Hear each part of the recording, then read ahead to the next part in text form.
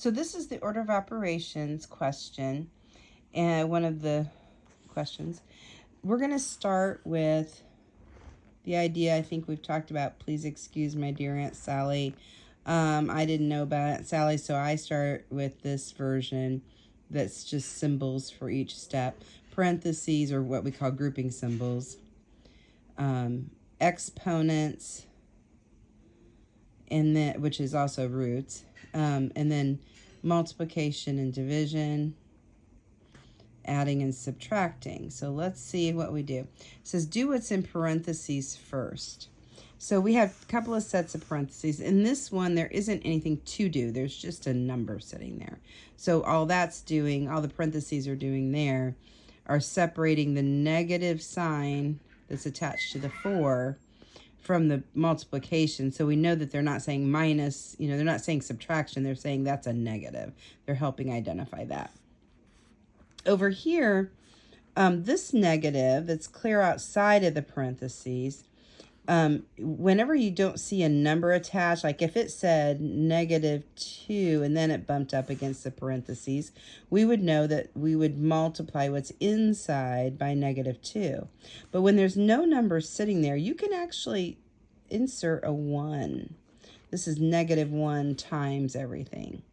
And you'll see that kind of idea of a 1 being repeated throughout the semester when you don't have an identifying number on something, like if you have an X and there's no number on it. You could have a 3X, that means 3 times a missing number.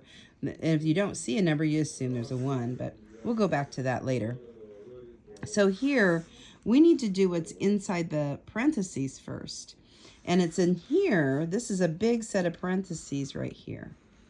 But there's a couple of things that have to be done. And so when you have more than one thing that needs to be done, you need to go ahead and still follow this order of operations. So in here, we have a choice between doing this exponent on this number or doing this subtraction. And notice exponents always come before subtraction.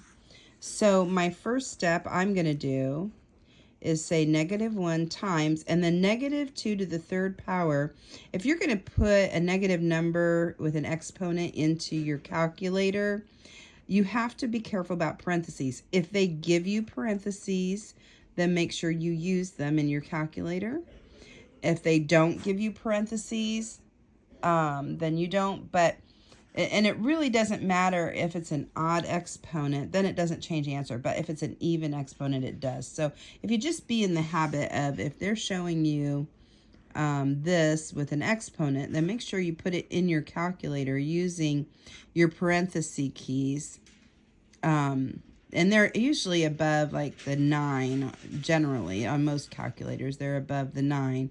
Use your negative key and then your 2, and then close your parenthesis just like they have it, and then do your exponent. Some calculators, you have a little arrow that goes up like this, or some of them have another key, but put your exponent of 3 in. And so what that means is, this means the set -2, and you're going to write it 3 times if you're doing it manually. So it's -2 times -2 times -2, which is -8. And so we have -8 minus 2 to the 2nd power. Okay, so we're still working inside that parentheses. We haven't figured it all out yet. We just did one step of it. And so inside of here, again, we do what's in the parentheses first. We don't use that exponent yet, because we do what's in the parentheses first until we can't do anything else. Then we move on to exponents. So what we have now is -1 times, and I didn't point out earlier, if you have a number bumped up against a parenthesis like this, like we write 3 times 5 with a dot, or we write 3 times 5. In elementary school, we use an X to mean multiplication. In algebra, we don't. But 3 times 5, 3 times 5. This is if you bump up against something with no symbol for add, subtract, or divide here. If it's just bumped up, then we assume that means multiplication. It's kind of the most common action. This is another way to show it. 2 parentheses bumped up against each other with nothing between. If there's nothing between it, then it's multiplication. So that's why this is multiplication here. I should have explained that earlier. Anyway, so inside this parenthesis, negative 8 minus 2, we could also think of it as negative 8 and a negative 2. Same answer either way. So we have a negative 10 to the second power. And so we've finished what was inside each of the parentheses. So we've done that. Now we handle exponents. Now this, again, this could cause problems. If you didn't know that you needed to have parentheses around that negative 10, if you just put negative 10 to the second power in your calculator, it's going to tell you negative 100 because the exponent only affects the 10. It's not going to affect the negative. The only way to affect the negative also is to put it in parentheses when you put it in your calculator. So, because this one is saying 10 times 10 and then put the negative on it in the end. But this one is saying negative 10 times negative 10, which gives you a positive 100. So it makes a big difference.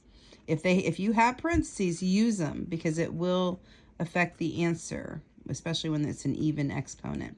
So we're saying negative 1 times a positive 100 here, minus 2 times a negative 4. Now, we've finished our parentheses, that anything inside. We finished exponents. Now we're ready for any multiplication or division. And so we have multiplication here, which is negative 100.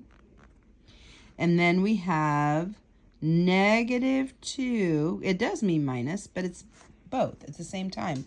If you ever look at something and you're like, is that subtract or is that negative? Yes, it's both. Use it for whatever you need it for in the moment, and then it'll turn out. All right, so negative 2 times negative 4 is positive 8.